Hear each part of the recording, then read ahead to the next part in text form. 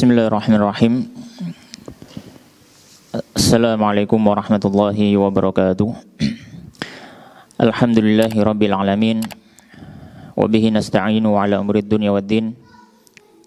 Thumma salatu wassalamu ala asyrafil anbiya'i wal mursalin, nabiyina wa habibina Muhammadin wa ala alihi wa ashabihi wa man sara ala nahjihi ila yaumiddin. فَيَا أَيُّهَا الَّذِينَ آمَنُوا اتَّقُوا اللَّهَ حَقَّ تُقَاتِهِ وَلَا تَمُوتُنَّ إِلَّا وَأَنْتُمْ مُسْلِمُونَ. أما بعد. اللهم سبحانك لا علم لنا إلا ما علمتنا إنك أنت العليم الحكيم وتب علينا إنك أنت التواب الرحيم.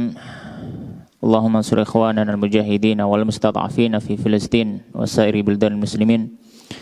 Rabbi syrah li sadri wa yassir li amri wa hlul 'uqdatan min lisani yafqahu qawli. Allahumma amin.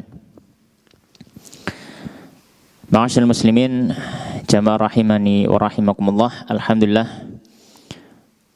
kembali kita bersyukur kepada Allah Subhanahu wa taala karena pada malam hari ini Allah Subhanahu wa taala masih memberikan kita kesempatan untuk bermuajahah, untuk bermajelis dalam rangka tafaqquh fiddin, dalam rangka mempelajari agama Allah Subhanahu wa taala.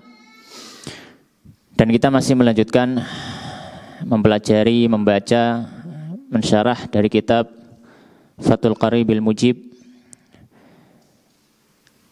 yang ditulis oleh Al-Imam Muhammad bin Qasim Al-Ghazi Asy-Syafi'i, yang mana kitab ini adalah syarah dari kitab atau syarah dari matan takrib yang ditulis oleh Al-Imam Qadhi Ahmad bin Husain Al-Asfahani atau Al-Imam Abu Syuja rahimahullah ta'ala. Dan pada pembahasan sebelumnya kita sudah membahas tentang beberapa hal yang berkaitan dengan sholat. Kita sudah membahas tentang rukun-rukun sholat, membahas tentang sunnah ab'ad dalam sholat.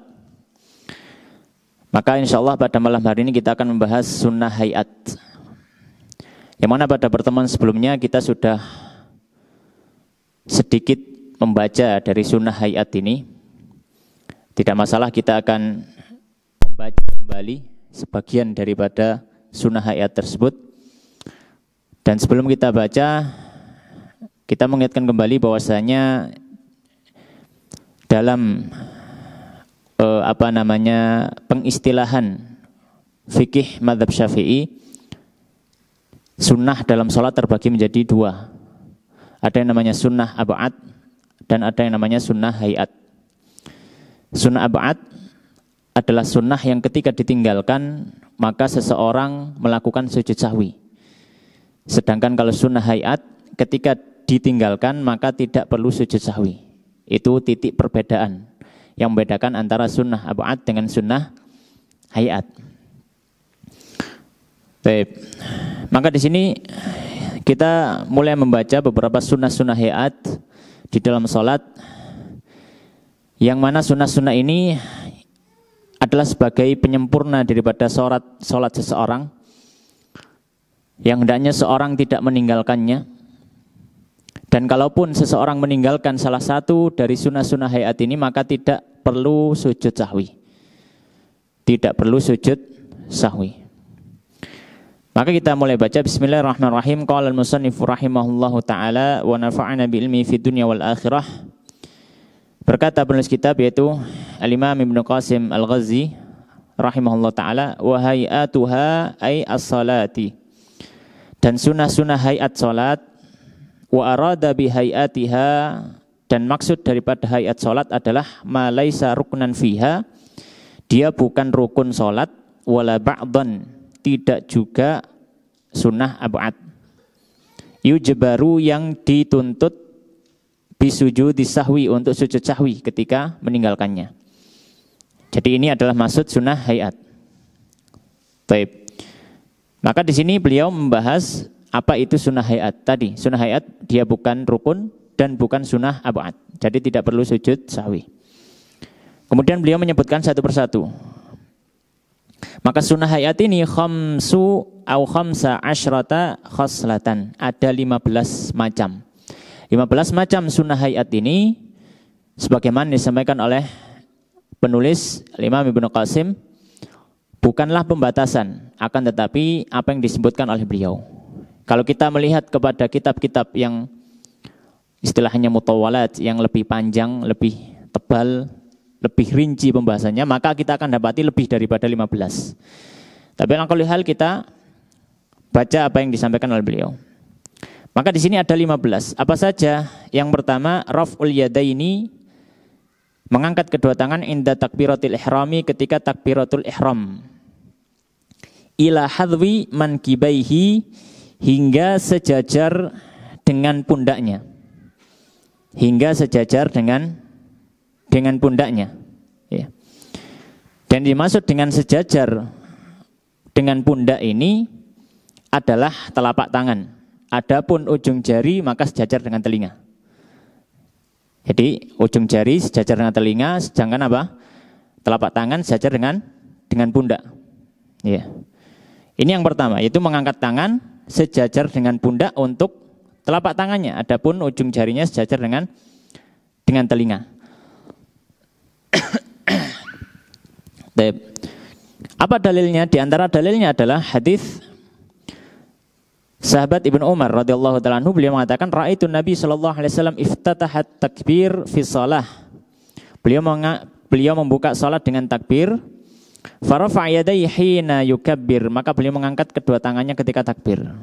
Hatta ja'alahuma hadwa mankibaihi, hingga beliau meletakkan kedua tangannya sejajar dengan pundak. Ya, demikian juga senada hadis yang diriwayatkan dari sahabat Abu Sa'id atau yang diriwayatkan dari Abu Humaid As-Sa'idi, ya, dalam kitab Sahih Bukhari. Baik. Dalam riwayat yang lain, hadisnya sahabat Malik bin Huwairits, lafadznya adalah, ya, anna Rasulullah sallallahu alaihi wasallam idza kabbara rafa'a yadayhi hatta yuhadhiya bihima udhunaihi. Nabi SAW ketika beliau bertakbir mengangkat kedua telapak tangannya sampai sejajar dengan telinga. Jadi hadis pertama sejajar dengan pundak, hadis kedua sejajar dengan telinga. Maka para fuqaha supaya tidak ada hadis yang terbuang maka dimaknai. Bagaimana maknanya? Dalam hadisnya Ibnu Umar dan Abu Humaid As-Sa'idi, maknanya sejajar dengan pundak adalah pada telapak tangan. Adapun hadisnya Malik bin Huwairits, maka dia memang benar juga sejajar dengan telinga tapi ujung jarinya. Maka di sini kita tidak membuang hadis sama sekali. Berbeda halnya kalau misalkan kita pilih salah satu, sejajar dengan telinga, maka pundaknya nggak sejajar dengan tangan sama sekali. Kalau kita sejajar dengan pundak, telinganya nggak dapat sama sekali. Maka ada satu hadis yang terbuang di situ.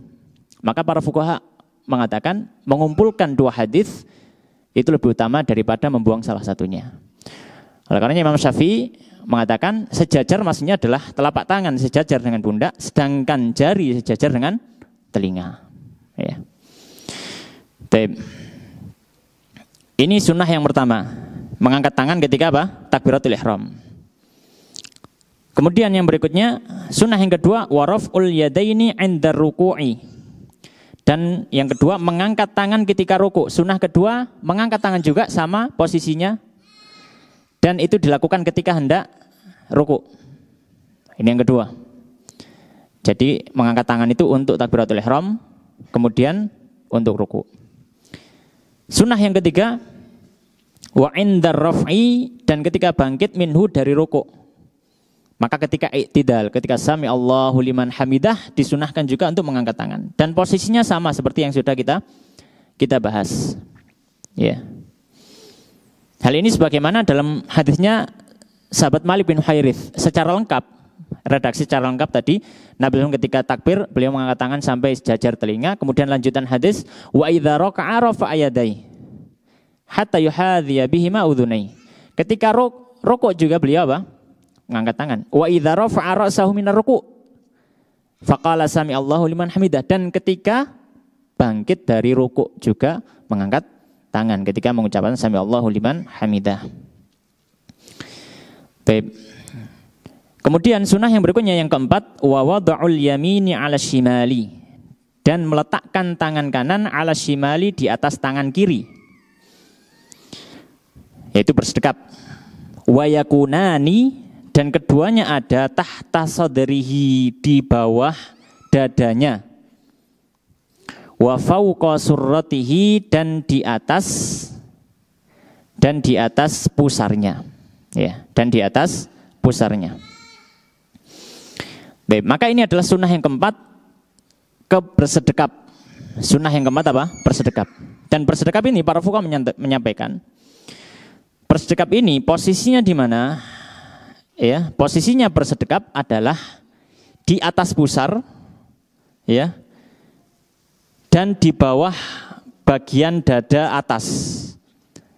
Ya, jadi di tengah-tengah seperti itu. Ya, jadi di tengah-tengah. Tidak pas di perut, tidak pas juga di dekat leher. Ya, tapi apa? Di tengah-tengah. Taib. Apa landasannya? Ya, landasannya adalah hadis yang diriwayatkan dari sahabat Wa'il bin Hujr, annahu ra'an Nabi sallallahu alaihi wasallam rafa'a yadayhi hina dakhala fi shalah. Beliau melihat Nabi sallallahu alaihi wasallam mengangkat tangan takbir ketika takbir masuk salat. Tsumma wada'a yadahul yumna 'alal yusra. Kemudian meletakkan tangannya yang kanan di atas tangan yang kiri. Ini landasan ketika meletakkan tangan kanan di atas tangan kiri. Baik. Dalam riwayat yang lain, dalam hadis yang lain, ya, dari hadisnya Wa'il bin Hujr juga, akan tetapi yang diriwayatkan oleh Ibnu Khuzaimah, kalau tadi diriwayatkan oleh Imam Muslim. Tapi dalam Sahih Ibnu Khuzaimah disebutkan lebih lengkap, sallaitu ma'an Nabi sallallahu alaihi wasallam fa wada'a yadahul yumna 'ala yadihil yusra 'ala sadrihi. Aku salat bersama Nabi sallallahu alaihi wasallam, kemudian beliau meletakkan tangan kanannya di atas tangan kirinya, di atas dadanya, ala sadrihi, di atas dadanya. Ya. Taib. Itu dalil yang kedua atau riwayat yang kedua ya, dari hadisnya Wa'il bin Hujr. Ada riwayat yang lain dalam Sunan Abu Dawud. Tapi ini athar dari seorang sahabat, yaitu sahabat Ali radhiyallahu ta'ala anhu, disebutkan dari hadisnya Ibnu Jarir Ad-Dabbi dari ayahnya. Beliau mengatakan, ra'aitu Aliyan radhiyallahu ta'ala anhu yumsiku shimalahu biyaminihi 'ala rusghi fawqa surrah. Kata Jarir Ad-Dabbi tadi, beliau mengatakan, aku melihat sahabat Ali radhiyallahu ta'ala anhu ketika sholat, beliau memegang tangan kirinya dengan tangan kanan, tepat di rusuk. Rusuk itu apa? Ugel-ugel, nah, itu ya. Apa ini? Ya ugel-ugel ya, persendian ini. Fauqa surrah, dan beliau letakkan di atas pusar. Hadisnya dalam Sunan Abu Dawud, di atas pusar. Maka ala kulli hal, dari sini para fuqaha menyampaikan bahwasanya meletakkan tangan bersedekap pada waktu sholat adalah di atas pusar. Di atas pusar pada garis atau tepat pada bagian ya tulang rusuk, ya tulang rusuk. Kalau misalkan ada yang berpendapat bahwasanya yang sunnah adalah meletakkan di dada yang paling atas, ya. Karena memang dalam teks hadis semuanya itu ala sadrihi atau fauqa ala sadrihi, gitu, di atas dadanya. Maka para fuqaha memahaminya bukan dada bagian atas, tapi adalah di atas dadanya, karena kita sudah sampaikan pada pertemuan sebelumnya, dada itu mencakup semua bagian yang ada sejajar dengan tulang rusuk. Itu dada. Bawahnya tulang rusuk, perut. Maka ketika seorang meletakkan, ya mungkin jenengan silakan dicoba diletakkan tangannya di atas pusar, maka itu pasti megang tulang rusuk, masih tulang rusuknya. Ya. Jadi dalam hadis para fuqaha memaknai bahwasanya ketika meletak, yang dimaksud dalam hadis, lafaz hadis ala sadrihi, bukan yang dekat leher, akan tetapi apa? Yang sejajar dengan tulang rusuknya tadi. Karena sahabat Ali juga mempraktekkan fauqa surratihi, di atas pusar. Ala kulli hal, ya. Sebagian ulama yang lain berpendapat pokoknya tepat di atas pusarnya. Kalau mengambil ada beberapa riwayat dari sahabat yang lain mengatakan pas di pusarnya. Gitu. Ada beberapa pendapat. Ya, termasuk kalau nggak salah mazhab Hambali berpendapat di pusar atau mungkin agak bawah sedikit ya. Baik. Ala kulli hal, maka ini adalah sunnah yang keempat, yaitu apa? Bersedekap, tangan kanan di atas tangan kiri diletakkan ya di bawah, di dada bagian bawah dan di atas pusarnya. Kemudian yang kelima, sunnah kelima adalah watawajjuhu, membaca doa tawajjuh. Yang dimaksud dengan doa tawajjuh itu adalah doa iftitah. Maka membaca doa iftitah termasuk sunnah hayat. Yaitu qaulul musalli, ucapan orang yang sholat akibat taharrumi, setelah takbiratul ihram dia membaca doa wajjahtu wajhiya lilladzi fataras samawati wal arda ila akhirih, hingga akhir ayat, karena itu ngambil dari ayat wajjahtu wajhiya lilladzi fataras samawati wal arda hanifan musliman wa ma ana minal musyrikin ya. Inna salati wa nusuki wa mahyaya wa mamati lillahi rabbil alamin la syarika lahu wa bidzalikum, dan seterusnya ya. Maka di sini intinya adalah membaca doa iftitah. Akan tetapi para ulama lebih memilih, kalau disuruh milih gitu ya, lebih memilih doa ini wajahtu itu. Ya, ini wajahtu. Kenapa? Yang pertama, ini wajahtu ini juga lafadz yang ada di dalam Al-Qur'an. Ya, ada riwayatnya doa iftitah ini dalam hadis, dan dia juga berkesesuaian dengan lafadz yang ada dalam Al-Qur'an. Dalam Al-Qur'an ada ya, lafadz semacam itu dalam surat Al-An'am. Ya. Maka lebih dipilih ya ini wajahtu. Kalau misalkan membaca Allahumma ba'id ba'ini ya boleh juga. Silakan. Yang penting membaca apa? Doa iftitah. Oleh karenanya di sini penulis melanjutkan wal muradu, dan maksudnya di sini an yaqulal musalli ba'da taharrum, yaitu orang yang sholat membaca setelah takbiratul ihram doa al-iftitah hadhil ayata, membaca doa iftitah dengan ayat ini au ghairaha, atau selain ayat ini. Yang penting apa? Doa iftitah. Mimma warada fil istiftah, dari apa yang ada dalam riwayat-riwayat doa iftitah. Maka silakan baca yang dihafal atau yang dia sudah terbiasa dengan itu, silakan. Ya. Baik. Kemudian ma'asyiral muslimin jamaah rahimani wa rahimakumullah. Sunnah yang keenam yang berikutnya. Qala wal isti'adzatu, dan isti'adzah ba'da tawajjuhi, setelah membaca doa istiftah. Ya.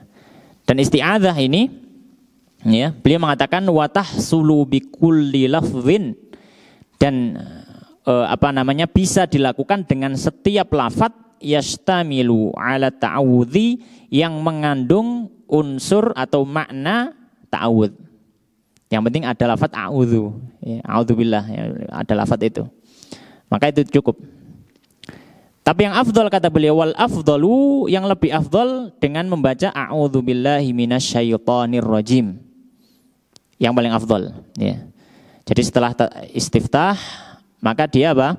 Baca isti'adzah, ta'awudz, a'udzubillahi minasyaitonir rajim. Yang paling afdal membaca a'udzubillahi minasyaitonir rajim, a'udzubillahi samil alim minasyaitonir rajim, boleh juga.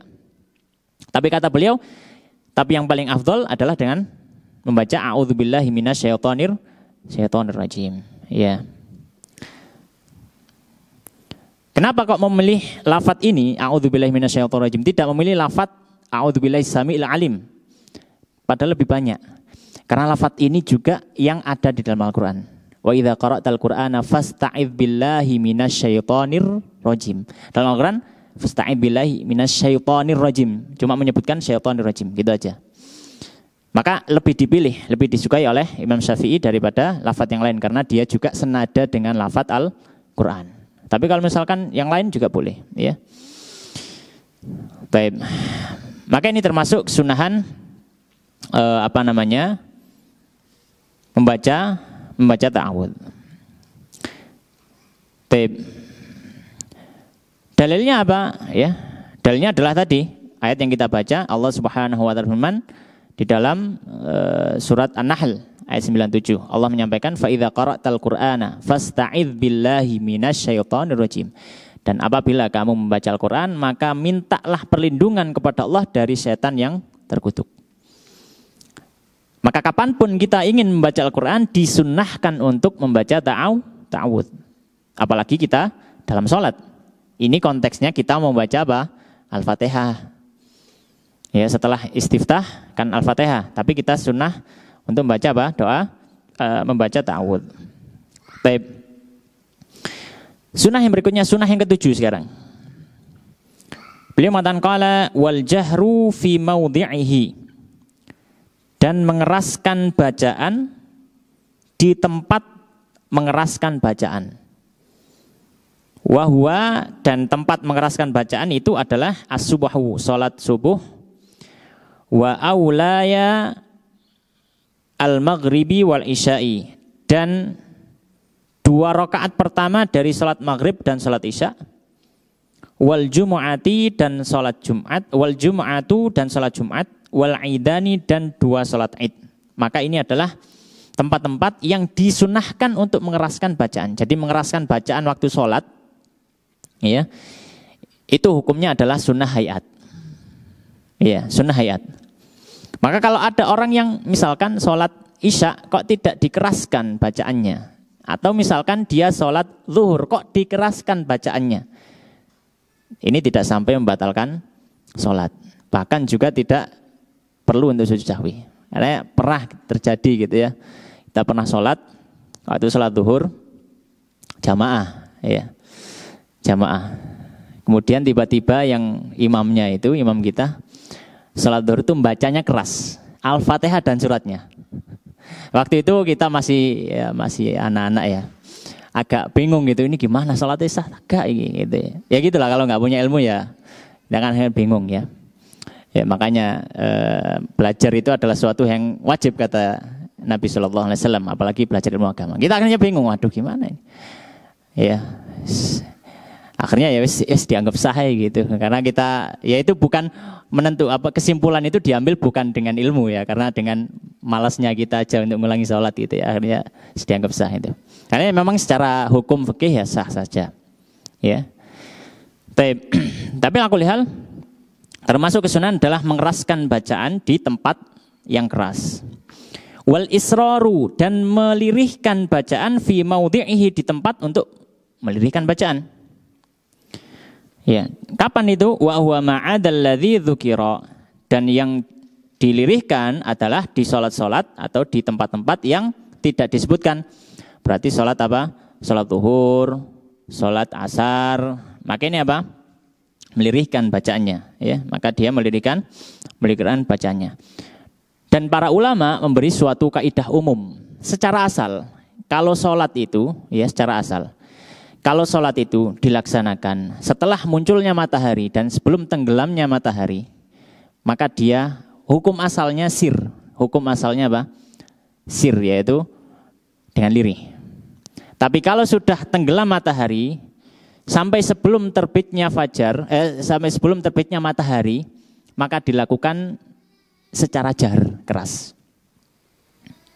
Kaidah umumnya, tentu saja nanti ada pengecualian. Misalnya sholat Jumat siang hari tapi keras, sholat Id siang hari tapi keras, ya. Tapi secara asalnya, istilahnya sholat yang lailiyah itu keras, sholat yang sifatnya malam hari itu keras, sholat yang siang hari maka dia lirih, itu hukum asalnya. Ya, tentu saja dengan pengecualian. Baik. Dalilnya apa? Ya, dalilnya banyak. Dalam riwayat-riwayat diantaranya seperti hadisnya Al-Barra ibn Azib radhiyallahu ta'ala, beliau mengatakan, sami'tun Nabi sallallahu alaihi wasallam yaqra'u watini wa zaitun fil isya. Kata sahabat Barra, aku mendengar. Mendengar itu berarti bacanya Nabi apa? Keras. Kata sahabat Barra, aku mendengar Nabi SAW ketika salat isya membaca surat Atin, watini wa zaitun. Wa ma sami'tu ahadan ahsana sautan minhu, dan aku tidak pernah mendengar seorang yang lebih bagus suaranya daripada Nabi. Itu isya. Dan yang lain misalkan hadisnya Jubair bin Mut'im, beliau mengatakan sami'tu Nabi SAW qara'a fil maghribi bitur. Membaca, aku mendengar Nabi membaca pada salat maghrib surat At-Tur, ya, wa-tur wa kitabim mastur, dan seterusnya itu. Dan itu lafadznya sami'tu, aku mendengar, berarti Nabi keras. Adapun lirih, ya, Seperti dalilnya adalah hadisnya Khabbab ibn al-Ard radhiyallahu ta'ala anhu. Ada yang bertanya kepada beliau, apakah Nabi SAW membaca Al-Quran pada saat zuhur dan asar? Ada yang bertanya kepada sahabat Khabbab. Maka sahabat Khabbab mengatakan, na'am, iya. Beliau membaca surat pendek juga pada waktu apa? Zuhur dan asar. Maka yang bertanya tadi bertanya lagi, bima kuntum ta'rifuna dzalik? Kok bisa kalian tahu? Kata sahabat Khabbab, qala bittirabi lihyatihi, dengan pergerakan apa? Lihyahnya, pergerakan jenggotnya, yang jenggotnya Nabi tebal. Dari belakang kelihatan bergerak-gerak, menunjukkan beliau membaca ayat, membaca surat. Dan di sini tidak ada penjelasan secara jelas mendengar, tidak. Tapi taunya dari mana? Gerakan apa? Gerakan jenggotnya. Itu sholat zuhur dan asar. Ya. Dan banyak riwayat yang lain yang para ulama akhirnya menyimpulkan sebuah hukum tadi. Ya, ada beberapa tempat yang disunahkan untuk mengeraskan dan ada yang disunahkan untuk melirihkan. Baik. Ada beberapa masalah di sini. Masalah yang pertama tentang batasan apa yang disebut dengan jahar, apa yang disebut dengan isror. Batasannya, kita perlu tahu batasan. Apa yang dimaksud dengan keras, apa yang dimaksud dengan lirih. Ya. Maka di sini para fuqaha memberikan satu batasan, definisi. Jahar itu batas minimalnya adalah dia membaca, mengeluarkan suara, bisa terdengar oleh dirinya dan orang yang ada di dekatnya. Dan orang yang ada di dekatnya. Itu batas minimal jahar. Ya. Batas minimal apa? Jahar. Ya. Sebenarnya disebutkan oleh para fuqaha. Nah, kalau asir ya atau apa namanya? Lirih ya. Lirih itu maka dia membaca, mengeluarkan suara yang dapat didengar oleh dirinya, namun tidak sampai didengar oleh orang yang ada di dekatnya. Orang yang ada di dekatnya itu maksudnya ya jarak yang biasa orang bercakap-cakap, bukan dekat sekali, bukan. Makanya orang yang bercakap-cakap biasanya jaraknya seberapa gitu loh, normalnya. Ya, maka ketika mengeluarkan suara kemudian didengar oleh orang yang mungkin di hadapannya, nah itu sudah masuk jahar. Kalau dia mengeluarkan suara, tapi orang di depannya tidak dengar, dia sendiri dengar, maka itu dinamakan sir. Dinamakan apa? Sir. Maka di sini muncul sebuah permasalahan. Apa masalahnya? Para ulama, para fuqaha menyatakan, disunnahkan bagi orang yang sholat malam, ya, bagi orang yang sholat malam, sholat sunnah, sholat malam, untuk membaca bainal jahri wal isror, antara jahar dan lirih. Masalahnya mana batasan jahar dan lirih kalau gitu? Kan ini kan jaraknya agak sulit. Ya. Oleh karenanya sebagian fuqaha ketika mengatakan disunahkan menjaharkan membaca pada sholat malam itu antara jahar dan sir, itu maksudnya terkadang jahar dan terkadang sir. Karena orang akan kesulitan untuk menjaga volume suaranya, ya. Pasti kalau dia meninggikan sedikit saja, orang yang di dekatnya akan dengar. Kalau dia turunkan, orang yang di dekatnya tidak akan dengar. Maka dia sudah nggak ada batas gitu loh, nggak ada batas, tengah-tengahnya nggak ada. Ini sebagaimana misalkan disebutkan oleh Imam Badruddin Az-Zarkashi. Ya, beliau menyampaikan maksudnya antara jahar dan sir itu ya mungkin terkadang jahar, kadang sir, kadang jahar, kadang sir gitu. Ketika sholat malam. Ya. Para fuqaha yang lain menyatakan tidak. Orang bisa memperkirakan sendiri. Maka sesuai dengan kebiasaannya. Kalau jaharnya dia segitu, sirnya segitu, maka dia perkirakan sendiri bil muqayasah dengan perkiraan sendiri. Ala kulli hal, ya, itu diantara faedah daripada antara jahar dan sir. Kemudian faedah yang terakhir adalah para ulama menyatakan, ya, para ulama menyatakan bagi wanita yang dia sholat, kemudian ada ajnabi di sisinya, yang kalau dia jaharkan, ajnabi tadi akan mendengar, maka dia disunahkan untuk, atau dia tidak disunahkan untuk jahar, meskipun sholatnya harusnya jahar. Meskipun sholatnya harusnya jahar. Itu disebutkan dalam kitab-kitab fikih. Dan ini menunjukkan bagaimana para ulama itu benar-benar menjaga wanita. Menjaga wanita. Jadi kalau misalkan ada di samping perempuan itu ada seorang yang dia ajnabi, dia bukan mahramnya dan seterusnya. Dia sholatnya misalnya sholat maghrib atau sholat isya, maka dia sir nggak masalah. Bahkan itu yang lebih afdol daripada suaranya dikeraskan. Iya. Baik. Kemudian ma'asyiral muslimin jamaah rahimani wa rahimakumullah. Dan termasuk juga yang dikatakan oleh para ulama, tidak dianjurkan mengeraskan bacaan ketika sampai level mengganggu orang lain. Dalam artian mengganggu orang lain itu yang tidak dalam kebutuhan sholat.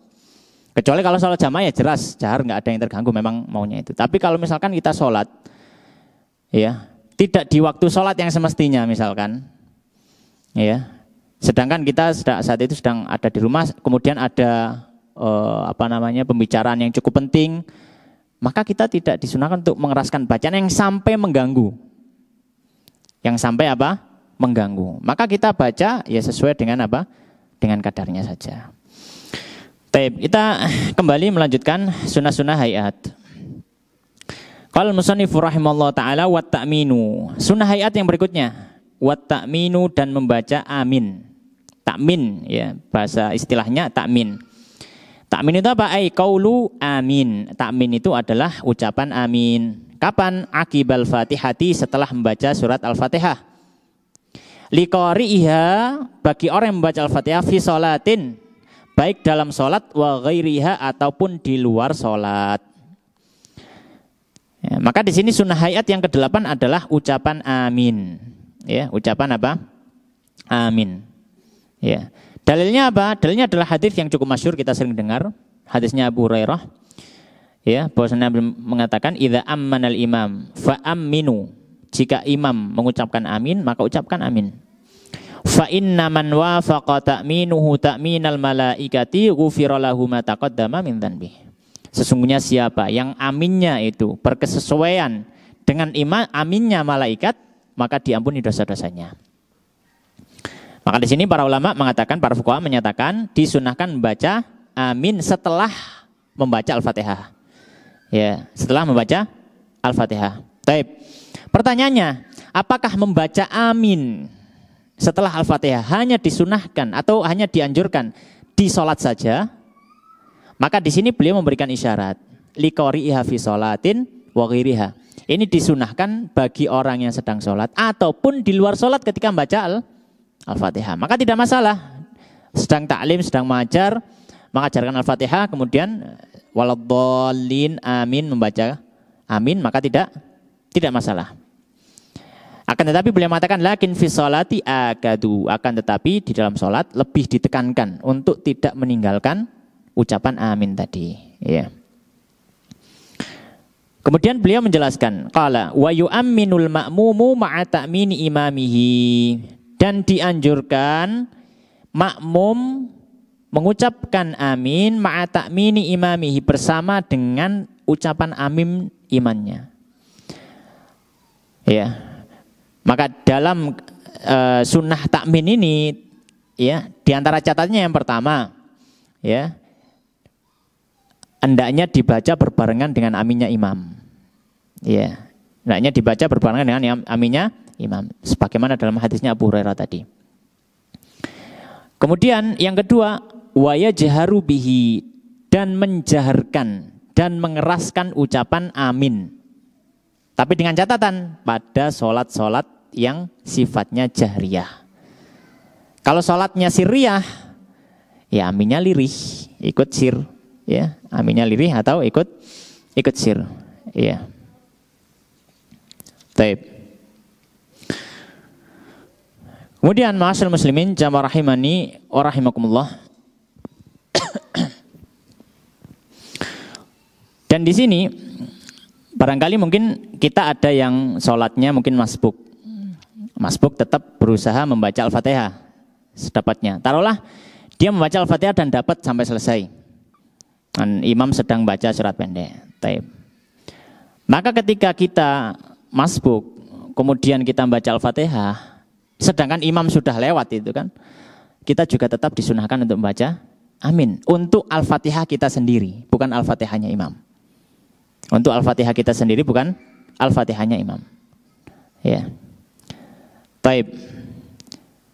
Kalau misalkan imamnya baca Al-Fatihah, kemudian sudah mencapai amin, kita disunahkan untuk mengucap amin, meskipun kita tidak membaca Al-Fatihah. Setelah itu kita baca Al-Fatihah. Ya, setelah itu kita membaca Al-Fatihah. Maka setelah waladhdallin untuk Al-Fatihah kita sendiri, maka juga disunahkan lagi untuk mengucapkan amin. Ucapan amin yang pertama tadi mengikuti bacaannya imam. Sedangkan amin yang kedua bacaannya sendiri. Itu yang disampaikan oleh para fuqaha. Ya. Baik. Kemudian, ma'asyiral muslimin jamaah rahimani wa rahimakumullah. Sunnah yang ke-9. Wa qira'atus surati ba'dal Fatihati. Membaca surat setelah Al-Fatihah. Maksudnya surat di sini adalah surat pendek. Maksudnya di sini adalah surat apa? Surat pendek setelah Al-Fatihah. Dan ya kita biasanya bahasa kita surat pendek, tapi nggak harus pendek gitu ya. Maksudnya surat selain Al-Fatihah. Ya, surat selain apa? Al-Fatihah. Dan ini berlaku bagi siapa? Li imamin, bagi imam, wa munfaridin, dan orang yang sholat sendiri. Maka disunahkan bagi imam atau orang yang sholat sendiri setelah Al-Fatihah membaca surat selain Al-Fatihah. Bagaimana dengan makmum? Bagaimana dengan makmum? Maka bagi makmum tidak disunahkan untuk membaca surat selain Al-Fatihah.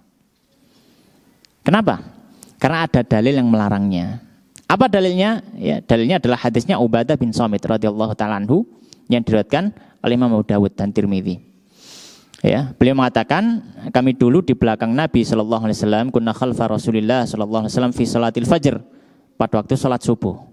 Faqara'a Rasulullah sallallahu alaihi wasallam, ya, fathaqulat alaihil qiraah. Kemudian ketika Nabi membaca surat, bacaannya berat, makanya agak nyandet-nyandet gitu loh, ya, berat bacaannya. Falamma faragha, ketika Nabi selesai, qala, maka Nabi mengatakan, la'allakum taqra'una khalfa imamikum. Sepertinya kalian tadi kok membaca surat di belakang imam kalian, membaca Al-Quran. Maka para sahabat mengatakan, qulna na'am hadza ya Rasulullah. Ya memang seperti itu wahai Nabi. Jenengan ngimami, kita juga baca Quran. Maka kata Nabi SAW, la taf'alu, jangan lakukan. Jangan baca Quran di belakang imam. Illa bifatihatil kitab. Kecuali baca Al-Fatihah. Ya, fa innahu la salata liman lam yaqra biha. Karena tidak dianggap sah salat seseorang yang tidak membaca Al-Fatihah. Maka Nabi melarang membaca surat selain Al-Fatihah di belakang imam bagi makmum. Kenapa? Karena hikmahnya adalah bisa membuat atau mengacaukan, ya, mengacaukan bacaan apa imamnya. Itu diantara hikmah, tapi bukan alasan ya. Itu diantara hikmahnya. Oleh karenanya ketika menjadi makmum yang dibaca cukup Al-Fatihah saja. Kalau Al-Fatihah memang harus, tapi surat yang lain maka tidak disunahkan. Makanya di sini beliau mengatakan li imamin wa munfaridin, kesunahan ini hanya berlaku bagi imam dan sholat sendiri. Kalau makmum tidak disunahkan. Dan kapan membaca surat selain Al-Fatihah? Beliau mengatakan fi raq'atai subhi, di 2 rakaat subuh, wa ulayai ghairiha, dan 2 rakaat pertama selain subuh. Ya, berarti zuhur, asar, maghrib, isya. 2 rakaat pertama disunahkan membaca surat selain Al-Fatihah. Rakaat yang ketiga maka tidak disunahkan. Ya. Dan beliau mengatakan wa takunu qira'atus surah ba'dal Fatihati. Dan posisi membaca surat selain Al-Fatihah ini harus setelah Al-Fatihah. Harus setelah apa? Al-Fatihah.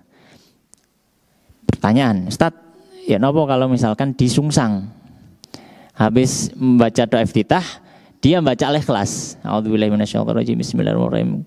Qul a'udzu birabbil qul huwallahu ahad misalkan. Baru setelah itu baca Al-Fatihah. Salatnya enggak batal selama dia baca Al-Fatihah. Tapi surat selain Al-Fatihah tadi tidak dianggap sama sekali. Tidak ada pahalanya, tidak ada kesunahannya. Seperti tidak ada.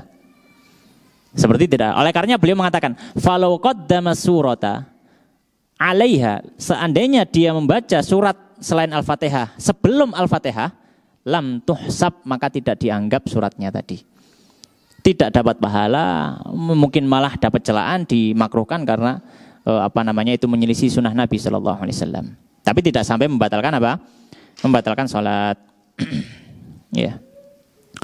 Nah, dalilnya apa? Membaca surat setelah Al-Fatihah. Di antaranya hadisnya Abu Qatadah yang disebutkan oleh Imam Bukhari dan Muslim. Anna Nabi sallallahu alaihi wasallam kana yaqra'u bi ummil kitab wa suratan ma'aha. Ya. Bahwasanya Nabi sallallahu alaihi wasallam biasa membaca Al-Fatihah dan satu surat, ya, bersama dengan Al-Fatihah tersebut. Fi raq'ataini al-ulayaini, di 2 rakaat pertama, min salati dhuhri wa salatil asri, dari salat zuhur dan salat asar. Wa yaf'alu dzalika fi salati subhi, dan beliau melakukan itu, maksudnya membaca surat itu di semua salat subuh. Ya, berarti di sini difahami 2 rakaat pertama itu ya untuk membaca surat. Adapun rakaat yang ketiga ataupun yang keempat maka tidak disunahkan untuk membaca surat selain Al-Fatihah. Kemudian Masyaallah muslimin jamaah rahimani wa rahimakumullah. Para ulama mengatakan, ya faedah sedikit. Para ulama mengatakan, ini juga disyaratkan oleh Imam Nawawi dalam kitabnya Tibyan fi Adabi Hamalatil Quran. Mana yang lebih afdal, membaca satu surat secara utuh atau ngambil potongan ayat? Al-Imam Nawawi dalam kitabnya Tibyan disebutkan juga oleh para ulama, lebih mengutamakan, lebih afdal membaca satu surat secara utuh. Dan itu yang banyak diriwayatkan dari Nabi SAW. Jarang Nabi itu membaca cuma ujung ayat atau tengah surat gitu ya, jarang. Ketika diriwayatkan dari Nabi membaca surat At-Tin, Wat-Tur, Qaf, Al-Kafirun, Al-Ikhlas. Ya, dalam salat Jumat ya, Al-Jumu'ah, Al-Munafikun. Ya. Itu beliau baca sampai selesai. Tidak diambil depannya atau belakangnya, tidak. Oleh karenanya para fuqaha menyampaikan ya, dianjurkan atau yang lebih utama adalah membaca satu surat secara utuh. Itu lebih utama daripada penggalan dari surat, ya. Wallahu taala alam. Ya, meskipun sebagian dari para fuqaha menyampaikan kalau penggalan ayatnya itu lebih panjang, ya. Misalkan ayatud dain itu, ayat masalah utang piutang di akhir surat Al-Baqarah itu kan 1 halaman penuh itu. Itu dibandingkan dengan Inna a'tainakal kautsar misalkan, kan jaraknya lumayan jauh. Ada yang berpendapat kalau ayatnya panjang ya nggak masalah. Ya, tapi yang masyhur dari para fuqaha, ini pendapatnya Ibnu Hajar juga Al-Haytami, bahwasanya secara mutlak satu surat secara penuh lebih utama daripada penggalan surat. Ya, wallahu taala alam. Baik, sunnah yang berikutnya, ya, beliau mengatakan qala, sunnah yang ke-10, wat takbiratu indal khafdhi, ya, dan membaca takbir ketika turun lirruku untuk ruku, warraf'i, dan ketika bangkit ayraf usalbi minar ruku, mengangkat ya punggungnya daripada ruku, ya. Wa qaul sami Allahu liman hamidah, dan ucapan sami Allahu liman hamidah hina yarfa'u ra'sahu minar ruku, ketika mengangkat kepalanya dari ruku, ya. Walau qala man hamidallahu sami'a, ya, man hamidallahu sami'a lahu kafa. Kalau seandainya dibalik teksnya, siapa yang memuji Allah maka Allah sungguhnya mendengarnya, maka diperbolehkan, ya. Baik, intinya di sini termasuk yang disunahkan pada waktu sholat adalah ucapan-ucapan yang menunjukkan gerakan. Istilahnya takbir intikal kalau bahasa yang lain, bahasa fikihnya. Kapan itu takbir? Ketika gerak. Ini termasuk sunnah hayat. Termasuk juga ucapan sami Allahu liman hamidah. Ya, termasuk juga apa? Sami Allahu liman hamidah. Ya, maka ini semuanya adalah sunnah. Ya. Wa makna sami Allahu liman hamidah, dan beliau memberikan catatan. Makna dari ucapan sami Allahu liman hamidah artinya apa? Taqabbalallahu minhu hamdahu wa jazahu alaihi. Itu Allah menerima pujian orang itu dan membalasnya dengan kebaikan. Ya. Wa qaulul musalli rabbana lakal hamdu, dan juga termasuk sunnah ucapan orang yang salat rabbana lakal hamdu idzan tasaba qaiman, ketika dia bangkit ketika dia bangkit dari rukuknya, yaitu i'tidal. Ya. Maka ini semuanya adalah sunnah hayat. Ya, takbir intikal, ucapan sami Allahu liman hamidah, zikir saat i'tidal, maka ini semuanya masuk sunnah hayat. Ya. Taib. Dalilnya apa? Ya, dalilnya adalah ya hadis dari sahabat Ibnu Umar, raaitu Rasulullah sallallahu alaihi wasallam idza qama fi shalah rafa'a yadayhi hatta yakunu hadwa mankibaihi wa kana yaf'alu dzalika hina yukabbiru lirruku'. Ya. Aku melihat Nabi SAW ketika beliau sholat, beliau mengangkat tangannya hingga sejajar dengan pundak, dan beliau melakukan itu ketika takbir untuk ruku. Ya. Ya. Wa yaf'alu dzalika idza rafa'a ra'sahu minar ruku' wa yaqulu sami Allahu liman hamidan, dan beliau juga ketika bangkit dari ruku' mengucap sami Allahu liman hamidah. Ya. Jadi ini mengisyaratkan bahwanya takbir intiqal ya itu sunnah, takbir pergerakan itu. Oleh karena kalau misalkan ada orang sholat lupa nggak baca takbir itu, ya misalkan sami Allahu liman hamidah langsung sujud, ketika sujud baru ingat belum takbir tadi, ya sudah nggak apa-apa. Tidak perlu sujud sahwi. Termasuk juga yang disunahkan wat tasbihu fir ruku'i, dan membaca tasbih pada saat ruku. Iya, yaitu zikir apa? Zikir ruku. Iya. Ya, zikir ruku bagaimana? Wa adnal kamal fi hadat tasbih, dan minimalnya ketika membaca tasbih saat ruku ini mengucap subhana rabbiyal azim salasan. Membaca subhana rabbiyal azim salasan. Ini disunahkan, ya.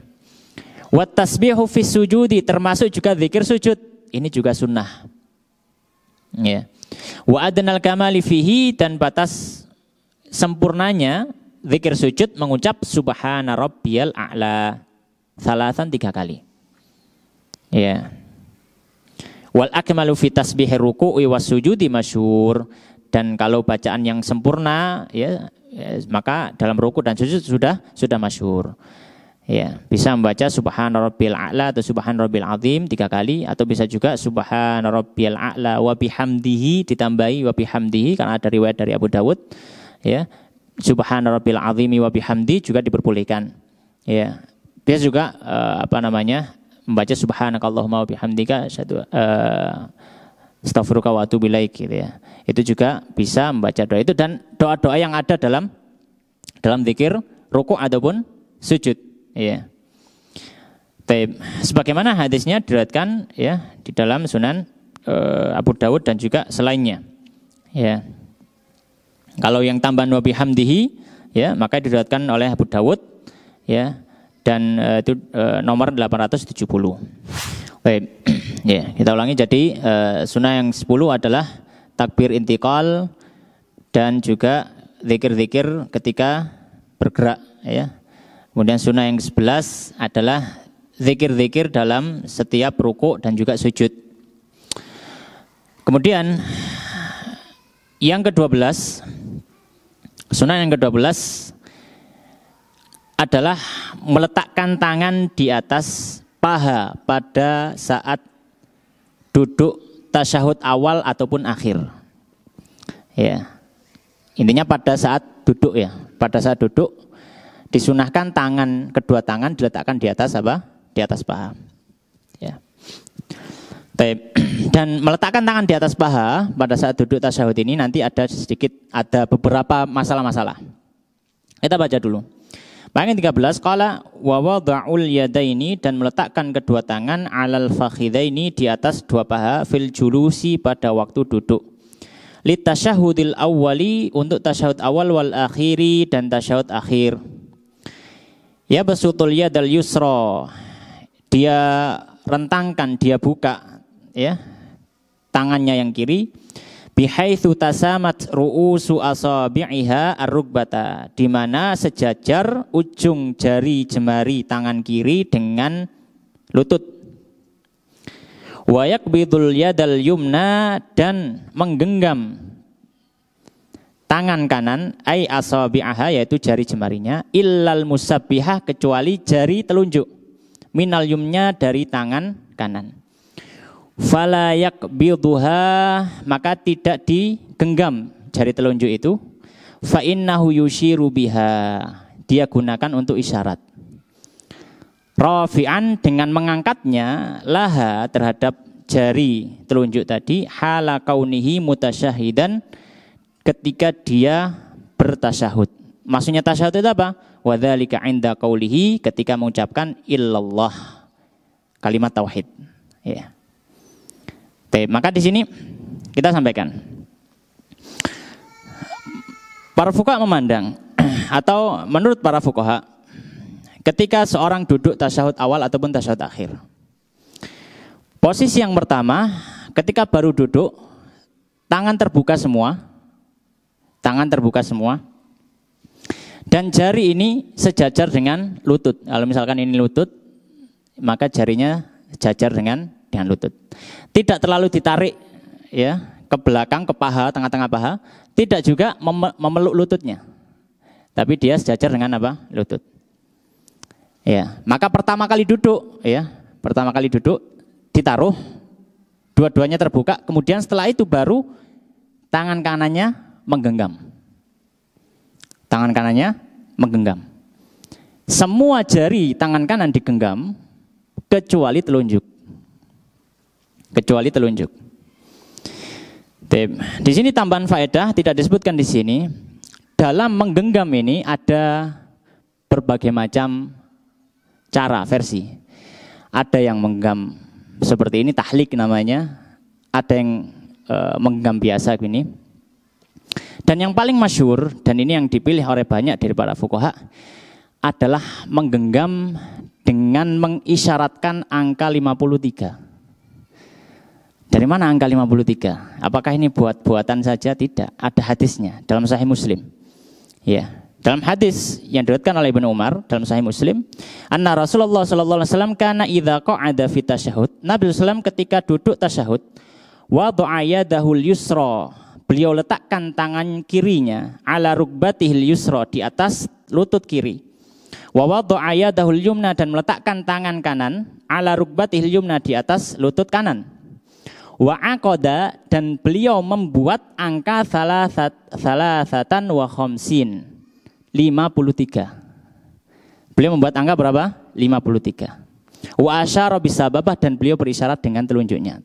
Pertanyaannya, angka 53 itu gimana isyaratnya? Nah, kalau zaman dulu orang Arab itu punya apa istilahnya ya? Perhitungan dengan jari. Kalau angka 1, ya, jadi jarinya agak sulit ini. Ini jari kelingkingnya nutup. Ini 1. Kelingkingnya nutup. Ya, 2 jarinya nutup. Ini 2. 3 yang nutup. Tapi nutupnya gini.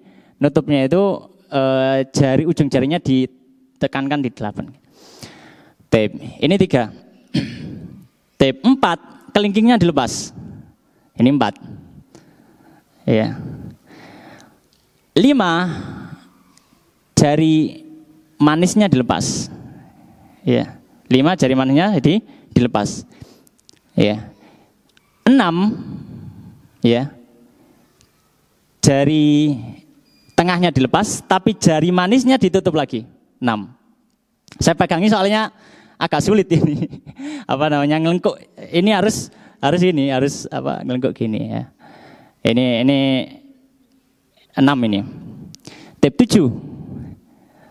7 sama seperti satu tadi, akan tetapi dia tidak diarahkan ke dalam tapi dibuka sini, ya. Jadi kelingkingnya dibuka seperti ini. Tapi tetap ditekuk gitu ya. Cuma dia enggak melengkuk gitu ya, tapi dibuka. 7. Ya, ini 7. Kemudian 8 sama, ini gampang. 8 dan ini 9. Ini 9. Jadi 9 dengan 3 itu mirip. Kalau 9 itu gini, kalau 3 gini. Gitu. Nah, ya kalau 53, kalau 3 berarti gini kan ya. Tape.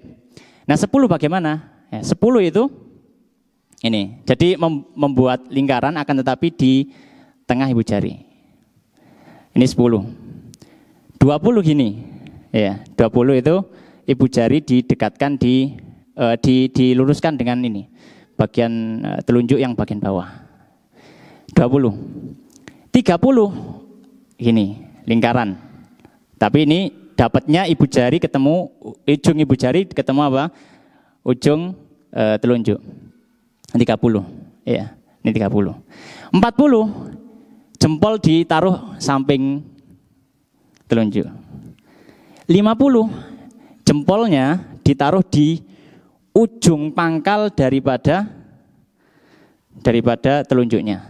Ya, seperti ini. Ya. Ini 50. Maka kalau 53 bagaimana? Lupa ya.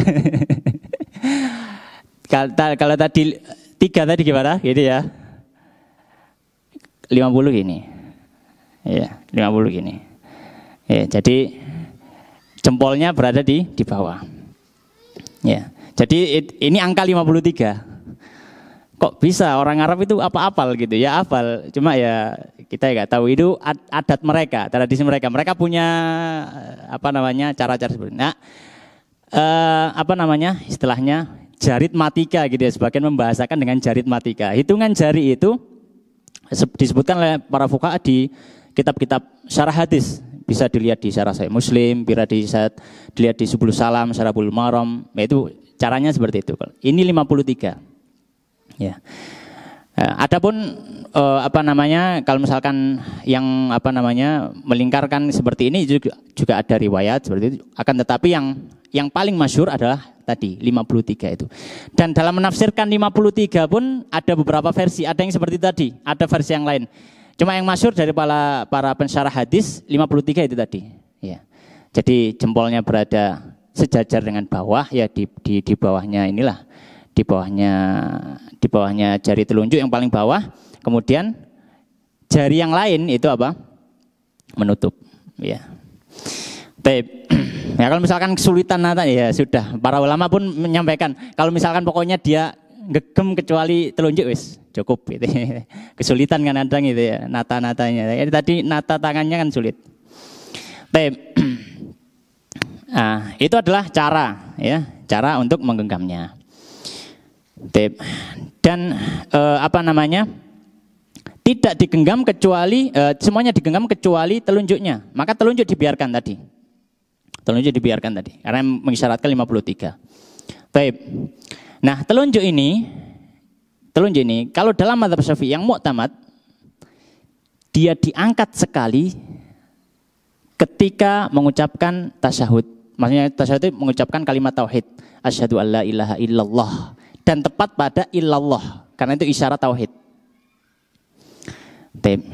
Perlu kita sampaikan, baik para ulama mengatakan ngangkat jarinya ini sejak awal tasyahud atau ketika kalimat tauhid, itu berdalil dengan satu hadis. Berdalil dengan apa? Satu hadis. Ya. Ya, hadisnya apa? Ya, hadisnya sahabat Ibnu Zubair.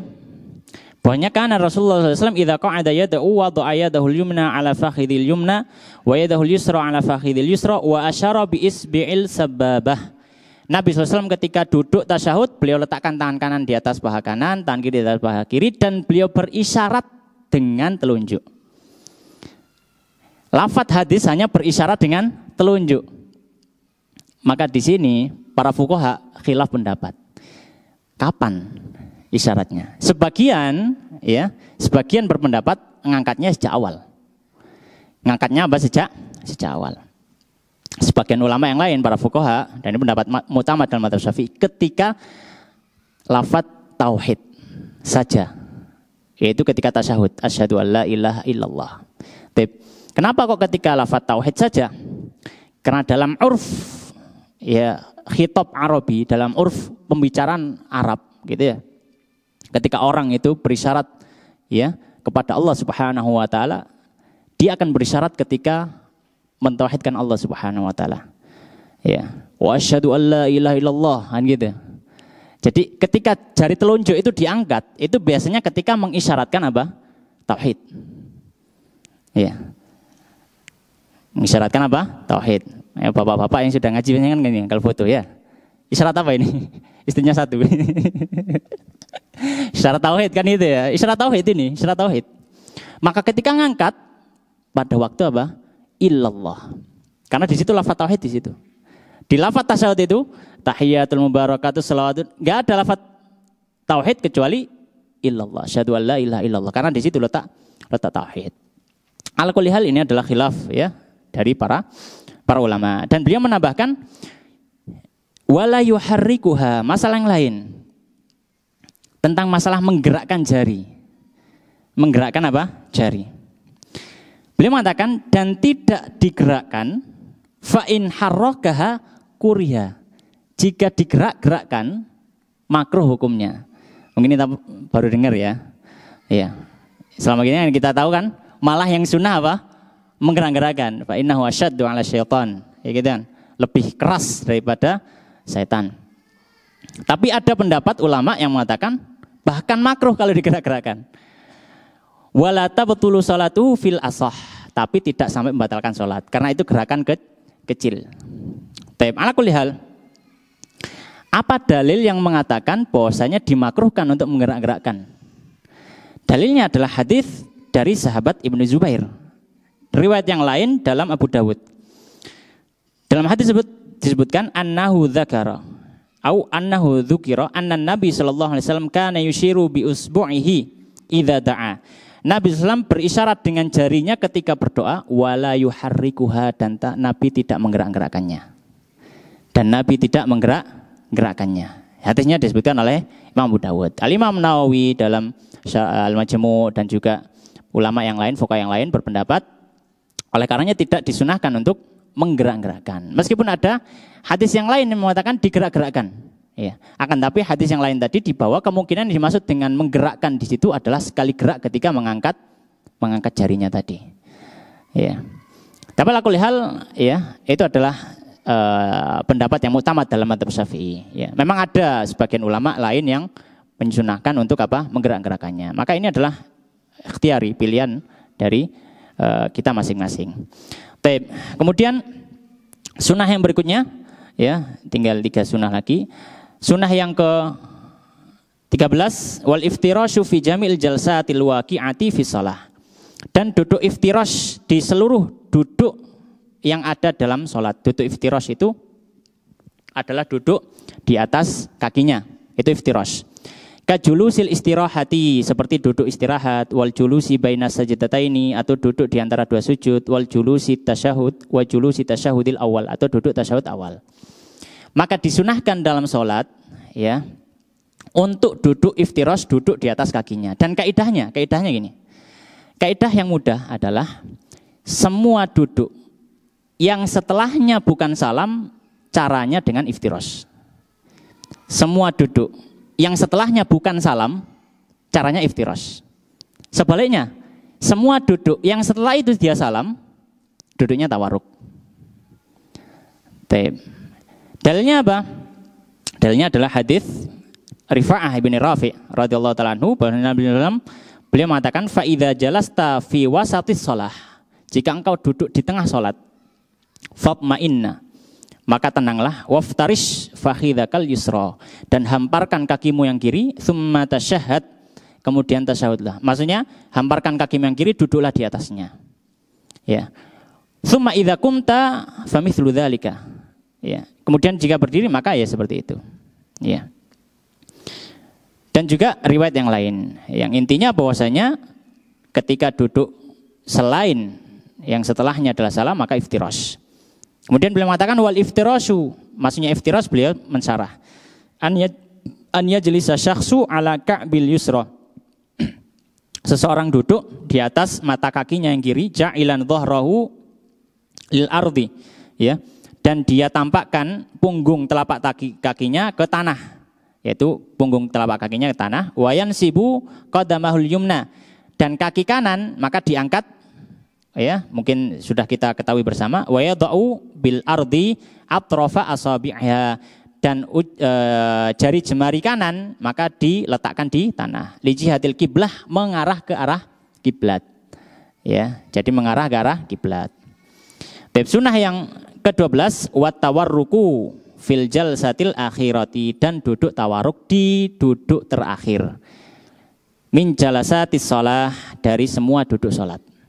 Wahya julusut tasyahudil akhir, dan dia adalah duduk untuk tasyahud akhir. Makanya tadi kaidahnya setiap duduk yang setelahnya bukan salam iftirash, dan setiap duduk yang setelahnya dia salam maka tawarruk. Maka kalau misalkan ada orang sholat, dia masbuk, sholat isya dia dapat dengan imam 2 rakaat, dia duduk tasyahud bersama imam, imamnya tasyahud akhir, bagi dia bukan tasyahud akhir, maka duduknya bagaimana? Iftirash atau tawarruk? Iftirash. Karena setelah itu dia nggak salam, setelah itu dia apa? Berdiri. Taib dalilnya apa? Dalilnya adalah hadis Abu Humaid, ya, radhiyallahu ta'ala anhu. Dalam riwayat Bukhari disebutkan fa idza jalasa fi raq'ataini jalasa ala rijlihil yusra wa nasabal yumna. Dan apabila Nabi duduk di 2 rakaat, maka duduk di atas kaki kiri, duduk iftirash. Wa idza jalasa fi raq'atil akhirah, dan jika duduk di rakaat terakhir, catatannya di rakaat terakhir ini, qaddama rijlahul yusra wa nasabal ukhra wa qa'ada ala maq'adihi. Beliau tegakkan kaki kanannya dan kaki kirinya di arah maju, dia duduk di atas pantatnya, duduk tawarruk. Di lafadz hadisnya fi raq'atil akhirah, di setiap rakaat terakhir. Maka apapun sholatnya, selama dia rakaat terakhir, duduknya apa? Tawarruk. Ya. Kemudian beliau mengatakan wa tawarruku mithlul iftirash, tawarruk itu seperti duduk iftirash, illa annal musalliya yukhriju yasarahu ala hayatiha fil iftirash. Hanya saja orang yang sholat ketika duduk tawarruk, dia mengarahkan maju kaki kirinya, ya, min jihati yaminihi, dari sisi kanannya, wa yulsiku warikahu bil ardi, dan menempelkan pantatnya ke tanah. Dan beliau mengatakan amal masbuk wasahi fayaftarishan. Adapun orang masbuk, ya, atau orang yang mau sujud sahwi, karena dia bukan salam ya. Orang lupa dalam sholatnya, dia mau sujud sahwi kan sebelum salam.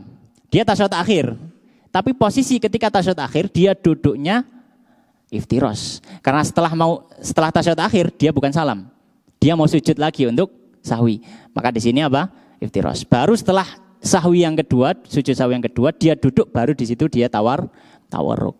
Ya, kaidahnya tadi, kaidah mudahnya tadi. Setiap duduk setelahnya bukan salam, iftirash. Setelah duduk, setelahnya itu salam, tawarruk. Itu kaidahnya. Yang terakhir, sunnah yang terakhir, wa taslimatu tsaniyah, mengucap salam yang kedua.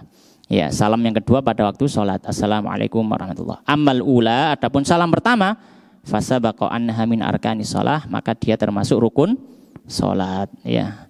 Demikian yang bisa kita bahas pada malam hari ini. Wallahu taala alam. Wassallallahu wa sallim wa barik ala nabiyina Muhammadin wa ala alihi wa ashabihi ajmain. Kita tutup dengan doa kafaratul majelis.